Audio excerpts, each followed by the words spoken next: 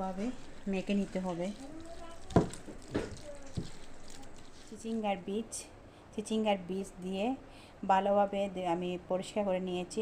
আর চিচিঙ্গার বীজ দিয়ে আজকে আমি বড়া করব।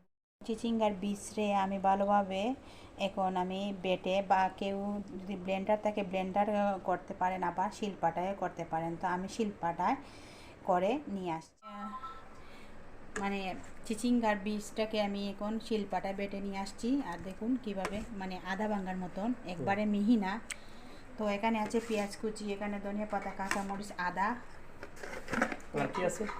আর আছে মাছের ডিম। তো স্বাদ অনুযায়ী লবণ দিবে।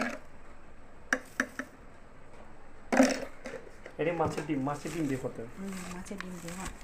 মানে পেঁয়াজটা একটু ভালো করে নরম করতে হবে কুচলিয়ে লবণ দিয়ে। কুচি দিয়ে দিলাম চিচিঙ্গার বড়া না, মানে চিচিঙ্গার বড়ার মধ্যে দেখুন চিচিঙ্গার বীজ, দিয়ে কাঁচামরিচ, আদা, ধনিয়া পাতা আর মাছের ডিম ভালোভাবে কুচলিয়ে নিতে হবে, দিয়ে দিবেন। এখন কি দেবেন? হলুদ গুঁড়া সামান্য অল্প পরিমাণে দিবেন।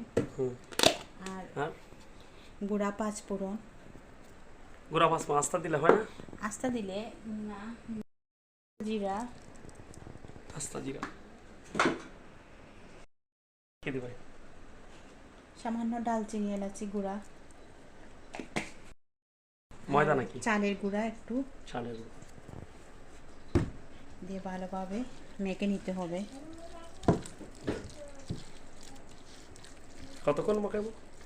বেশি না, মেখেও আমরা এখন চুলা যাব। তার মধ্যে আসলাম আর দেখুন তেলটা, কড়াইটা গরম হয়ে গেছে। এখন তেলটা দিয়ে দিলাম, একটু এরকম শেপ করে দিয়ে দেব। দেখি দাও তো, চুলার আগুন কি বাড়িয়ে দিলা নাকি? হ্যাঁ, তেলটা গরম হয়েছে। তেলটা একটু গরম হইতে হবে। তো আরেকটা এরকম ভাবে শেপ করে করে দিয়ে দিবেন। Wow, very nice. এভাবে মানে প্রত্যেকটাই দিতে হবে? প্রত্যেকটা এইভাবে দিয়ে দিবেন। তো দেখুন একটা একটা করে উল্টিয়ে পাল্টিয়ে দিয়ে দিবেন। আর দেখুন খুব সুন্দরভাবে কিন্তু জিনিসটা হয়ে যায়, বড়াটা খুব সুন্দর। দেখুন আর চালের গুঁড়া দিলে খুব মানে টেস্ট হয়, মচমচা হয়। সাথে যদি ডিমও মানে হাঁসের ডিম বা মুরগির ডিম থাকে আও দিতে পারেন, সমস্যা নেই। তো দেখুন আমি এখন উল্টে পাল্টে আমি, আর দেখুন লাল হয়ে গেছে। এখন আমি নামিয়ে ফেলবো একটা একটা করে। যে সুন্দর গ্যারান দিল, খুব টেস্ট, খুব সুন্দর স্মেল আইছে না? হয়ে গেছে নাকি? একদম কমপ্লিট।